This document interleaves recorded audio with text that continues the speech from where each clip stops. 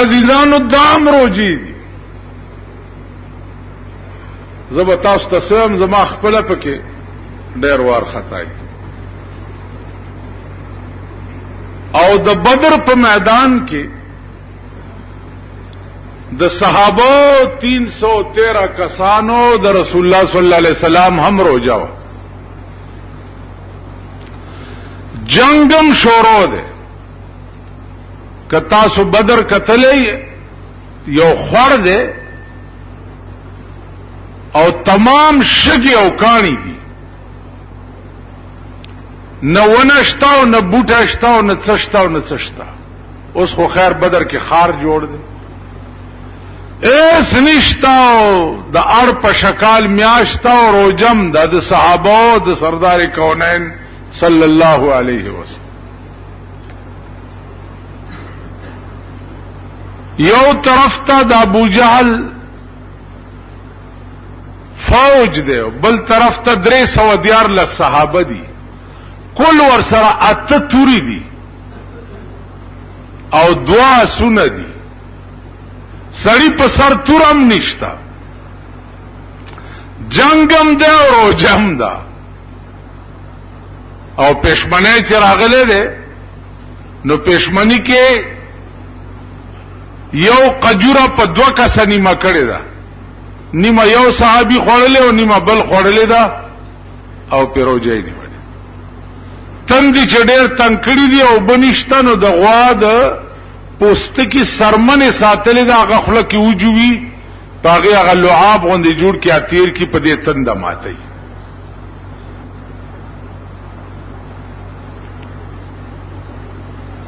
دا روجه ده دا اوس روجه وګور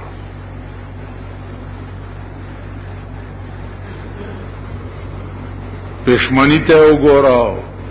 پراټو ته وګوراو ملایانو ته وګوراو کباب ته وګوراو چټنیانو ته وګوراو د سړک باندې بار 2000 گاڑی ودرېږي د چټنیانو د مربو چې ګنټه تیریږي هر سخلاش هر سړی ډوړاګای په مخ کې کړي چې روزه بنیو ځکه خو خدای پیژندلی تاسو بنورې د ځان تماشې وکړي که خیر یو سړی وی چې بیټینګن ډېر ګران سره بیټینګن ډېر ګران چې مې کته دا اچارو ډولاګای راغسته مالداري په سور اوره وی چې دا ګران او شنو مال بیټینګن ګران دی او اچار دی راغستی دي خو شو بیټینګن به راغسته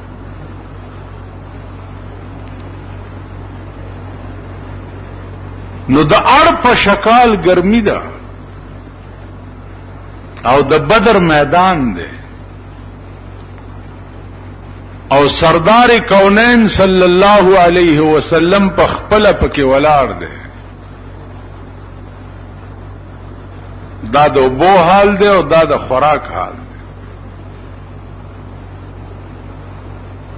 نو عرض میں دا عزیزانو چې اشد بلاء الاقرب فالاقرب کم مقربین مخلوق د پروردگار چې او هغه په لوی لوی امتحاناتو کې به مبتلا و ایوب علیہ السلام وګور اتلس کال بیمارو اتلس کال بالکل سرمن کے اڈو کی تاو لیکن ویلی شوی ورته جوف بنک کدی غږ وکړ یوسف علیہ السلام غوندې پیغمبر د زلیخې په قابو کې او په کوټو کې گیر کړي ورته غږ بنک نو زما عزیزانو عرض دا او چې لوی فلسفه د رمضان چې دا هغه دا چې دا د خدای حکم اوس تفصیلات څه دي تفصیلات دا دي چې یو روزه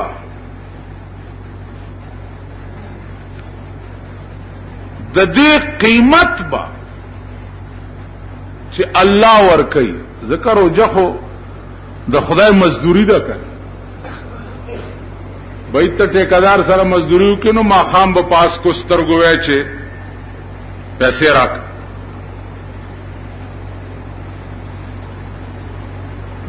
اوس روزه د خدای مزدوری ده.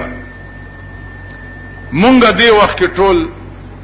د خدای مزدوران. هغه حکم کړی دی چې روزه ونی سي مونږ نیولې ده، نو مونږ د خدای مزدوران. اوس د دې قیمت به څنګه ادا کیږي؟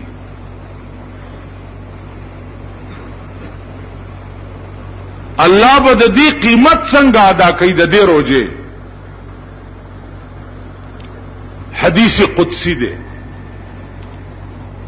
حدیث قدسی دی ته وایي چې الله پاک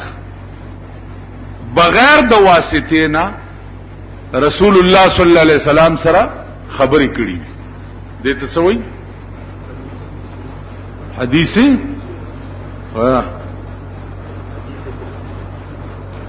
دې ته حدیث قدسی وایي چې الله پاک بغیر د واسطې نه رسول الله صلی الله علیه وسلم سره خبرې کړې. دې ته حدیث قدسی وایي. دا حدیث قدسی دی. پیغمبر علیہ السلام فرمایي چې الله ما ته ویلي چې الصوم لی وانا اجزی به. اے حبیبه دا روزه زما ده. استاد خیالو کی چې دا مز د خدای نه ده،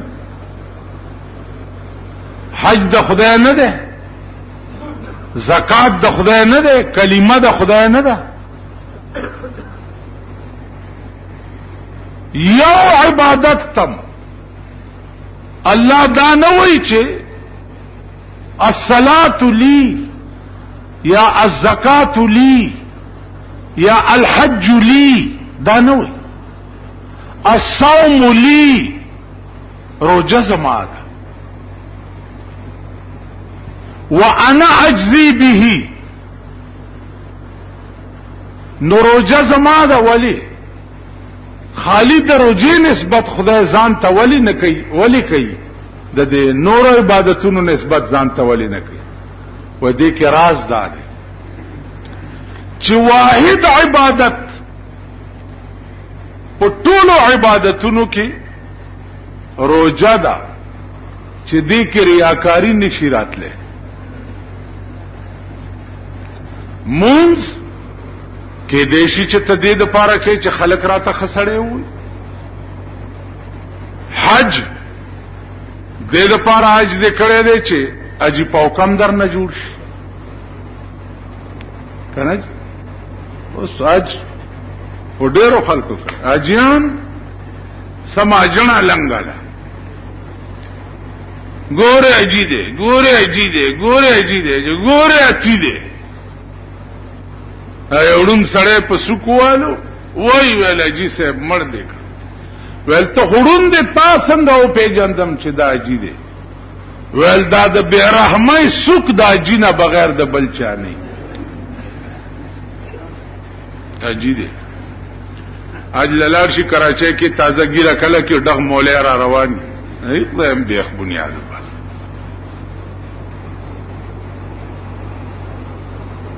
نو الحج لی دا نو نو حج کی ریا راتلی شي. حجی کې دیشي حج دې لپاره کړی چې خلق راته حجی سے بول خلق راته خسړې. زکات کې دیشي چې دې لپاره چې خلق راته سخی وي. روزه اوس کته زکات نه ورکې نو پټې دې نشي چې مال در سره یو زکات نه ورکې خلک وې دا کنجوس بچي زکات نه ور. خجک جوړو مونږ نه کینو خلکو نه نشي پټې دی او بشاره کې مونږ نه کوي. روزه هغه عبادت ته چې کتی پټاوم خو نو خلکو ته پته نه لګي. اوس جمعه تراله غسل خانه تنه وتی چې ګرمي د لام بم او دنه د خې او بوس کړي نو چاته څه پته نه پته نه نهر کې د لمبل او غوپه دی والا غوپه کې د خې او بوس کړي چاته پته نه کتر او جخري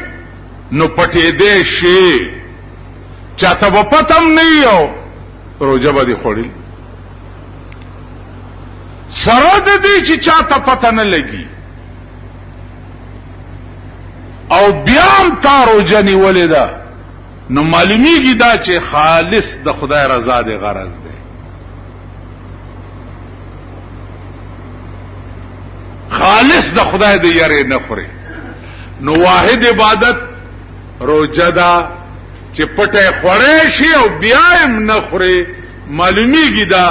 چې خالص خدای د پاره دی نیولې ده نو پیغمبر علیه الصلاۃ والسلام تعالی فرمایل چې الصوم لی روزه زما ده وانا اجزي به او دروجه ثواب په قیامت کې زور کو عزیزانو د قیامت پر ورځ به د نیک عمل ثوابونه چې تقسیمیږي نو د ملائکو په لاس به خدای پاک خلقو ته ورکړي دله د منځ ورکا دله د حج ورکا دله دا ورکا دله دا ورکا دله دا واحد عبادت چې ده هغه روزه ده چې الله فرمایي چې د دې ثواب به زرو جدار له په خپل لاس ورکو عزیزانو داغه مهنت او مشقت ته زمون چې د دې اجر بچ دی هغه د قیامت پر ورځ خدای په خپل لاس مونږ ته اورنګزیب بادشاہ یو ورځ د لیچی دانې یو څو خپل وزیر اعظم له پلاس ورک لیچی یو میوه ده هغه وزیر اعظم چې سار را پاسې دونو صاحب خیرات یو کو ټول خار لې دی ګونه پاخک صاحب ولی زوی دې شوه نه په ما خدای پیګا لوی مهرباني کړې ده چې بادشاہ په خپل لاس مال د لیچی دانې راک بادشاہ په خپل لاس نو عزیزانو د دنیا د بادشاہ په لاس باندې دا اورنګزیب وزیر اعظم ټول خار ته دعوت او روټه کړي وا چې مال بادشاہ په خپل لاس لیچی را کړی ده هاي برحال ما مونږ خو د خدای د ازمکه کسورې کو په سجدو لګولو مونږ به یوازې د دې قیمت پورا نکو چې د خدای لاس وی او د قیامت پر ورځ مونږ ته دروځي اجر ملایي لاس به د خدای اوس د خدای به څنګه لاسي نو الله دې راته لسي اب بیا وګورئ چې د خدای به څنګه لاسي او تعالی به څنګه درکړي دې روایت کې یو نقطه بل الصوم لي وانا اجزا به جناب رسول الله صلی الله علیه وسلم تا الله فرمایل چې حبیبا الصوم لي روزه زما ده او دروجه په بدل کې به وانا اجزا به دروجه په بدل کې به روزدار له زور کړل کېږي یعنی دروجه قیمت چې ده هغه به خدای وي خدای و استاد یو روزه په قیمت کې به زستاش حساب لګوي نو اوس اندازاو کا عزیزان چې خدای ستاشي نو په دې کائنات کې داسې تشته چې بتا نه بار پاتې